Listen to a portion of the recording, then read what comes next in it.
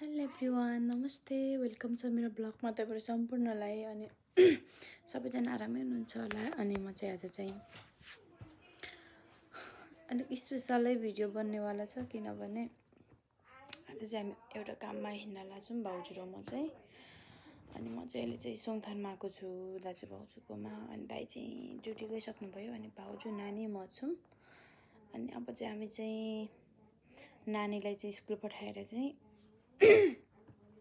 हामी चाहिँ उता सौल जान लागेको छौं अनि यो भिडियो चाहिँ एकदमै मेमोरी हुन्छ किनभने आज मेरो नयाँ पासवर्ड बनाउन जाँदै छु अनि त्यही एउटा मेमोरी बनोस् भन्नका निम्ति मैले चाहिँ भिडियो बनाउन आँट गरे अनि त्यही नै हो अब हामी चाहिँ भर्खर उठेको पानी सानी खादै छौं हामी चाहिँ 10 10:30 तिर हिँड्छौं यहाँबाट अनि भर्खरै 7:30 हुँदैछ अनि त्यही नै हो गाइस अब फेरि आजको पासपोर्ट चाहिँ फेरि 10 वर्ष मैले खाइसके त्यही भएर भिडियोहरु म कन्टिन्यू गर्छु आजको चाहिँ अब एउटा मिठो मेमोरी बनोस् भनेर अब किनभने आजको अब हुन्छ नि पहिला मलाई आज यस्तो सम्झना आयो कि याद आयो कि त्यो मेरो बिहानै उठे अनि सम्झे के त्यो मैले पहिला त्यो 10 वर्ष भन्दा अगाडिको दिन त्यो दिन चाहिँ कस्तो थियो होला भन्ने मलाई चाहिँ एकदमै बुझ्न मन लागेको थियो तर केही पनि मैले बुझ्नै 10 वर्ष भनेको धेरै रहेछ नि त एकदमै धेरै रहेछ मैले केही पनि यादै केही पनि छैन जस्ट मैले पासपोर्टको लागि सिफारिस गर्न गएको चाहिँ मलाई त्यति मात्रै याद छ अनि त्यहाँदेखि कहाँ कता के कता गइयो त्यो मलाई केही पनि याद छैन त्यो भएको भएर आज चाहिँ मैले फुल भिडियो नै बनाउँछु किनभने भन्नाले सबै हुन्छ नि छोटो क्लिपहरु जोड्दै फुल नै बनाउँछु यहाँदेखि अब हामी कता सबै नै छोटो भिडियो हैन यो चाहिँ लामै भिडियो भन्छ है त गाइस अनि त्यही नै हो आज चाहिँ मैले छुट्टी लिएर कम्पनीमा अनि आज कति तारिक हो 6 तारिकको बिहीबार म चाहिँ बेलुकै आइसकेको छु अनि अब हामी चाहिँ अब खानापिना खाने रेडी भएर निस्किने है त साथीहरु बाइ बाइ केही समयको लागि छुट्टिम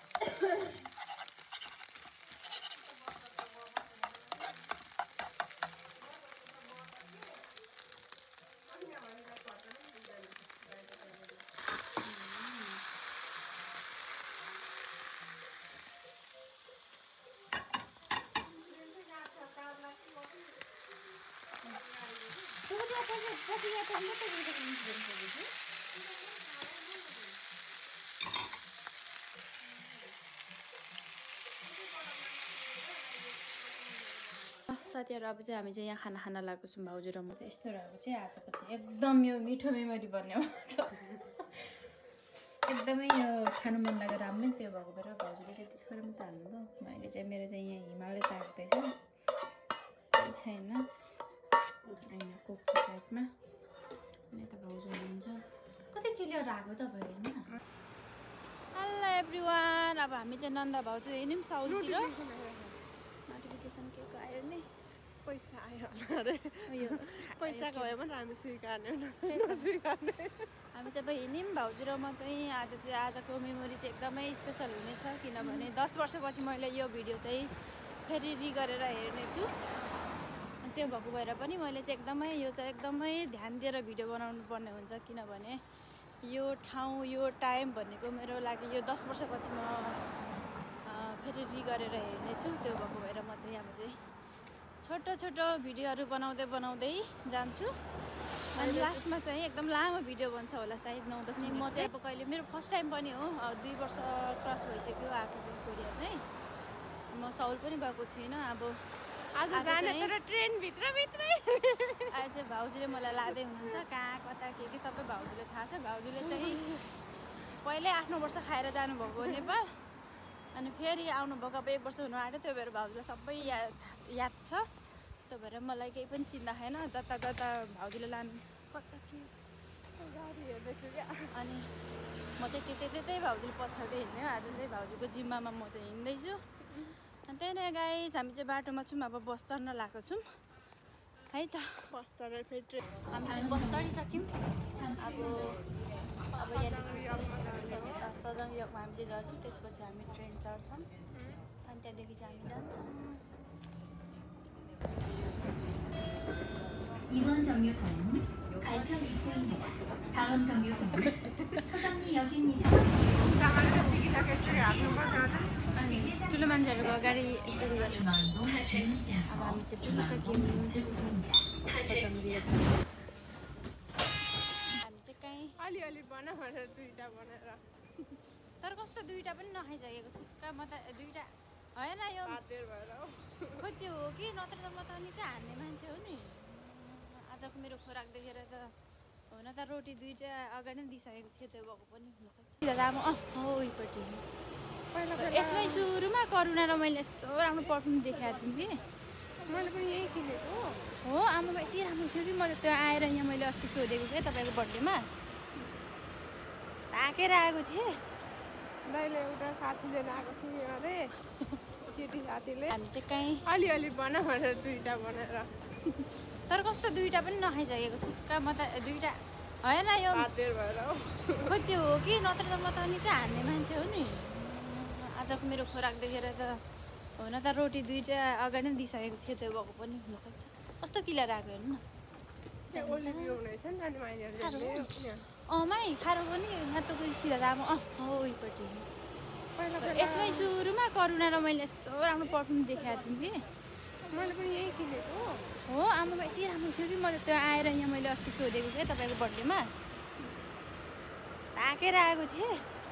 दाइले एउटा साथीले ल्याएको छ अरे, केटी साथीले। महँगो भर्खर यत्रो हुन्छ नि दाइसँग एउटा स्टिक। हजुर त्यसलाई नै 70,000 पर्छ। 7,000। हामी चाहिँ सजङ रियाकमा पुगिसक्यौँ।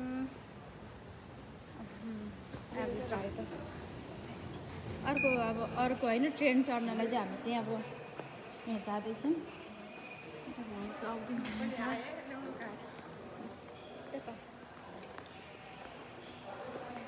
हेरौँ यो चाहिँ आजै तुका त्यो भिडियो युट्युबमा हाल्नु छ। किनभने अनि 10 वर्षपछि फेरि 10 वर्षपछि हेर्दाखेरि आनी भने जसरी हो त्यस्तो हुन्छ क्या। त्यतिखेर यस्तो थियो। हाम्रो सेन्डर जुत्ता पनि झन् एकै खालको छ भाउजू र मेरो। एकै खालको देखिन्छ तर मेरो चाहिँ बिहान सम्झेँ क्या। 10 वर्ष अगाडि म कस्तो थियो होला अब यस्तो। त्यतिखेर अब 10 वर्ष अगाडि म गेस गरौँ तपाईँ कस्तो थियो दाइ निस्किँदाखेरि म पुरै घाँटी कान्छी त यत्रो हुनुहुन्थ्यो अनि कान्छी सानै थियो है। अनि 10 वर्षपछि ठुलीको बिहेसम्म मात्रै अनि 10 वर्षपछि म अब यो ठाउँमा पुगेँ होइन। मान्छेको समय भनेको आज अहिले भर्खरै हाम्रो अब योभन्दा अगाडि अर्कै हुन्छ भने एकछिनपछि अर्कै हुन्छ नि त। त्यो भएको भएर म चाहिँ अब 10 वर्ष पछाडिको यो पूर्ण भिडियो हेर्ने आफूलाई कस्तो छु भन्ने चिन्नका निम्ति मैले चाहिँ भिडियो आज चाहिँ बनाउँदैछु। भाउजू हेर्नु न कस्तो पिम्पल आएको मेरो साथीहरू। अब हामी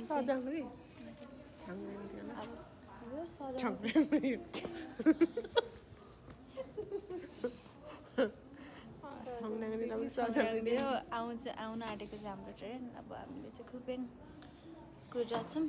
अब चढ्न लागेको छौँ। अब यहाँदेखि चढेपछि कति 1.5 घन्टामा पुग्छौँ होला लगभग। एकपटक चेन्ज गर्नुपर्छ, एकपटक अर्को चेन्ज गर्नुपर्छ अरे है त।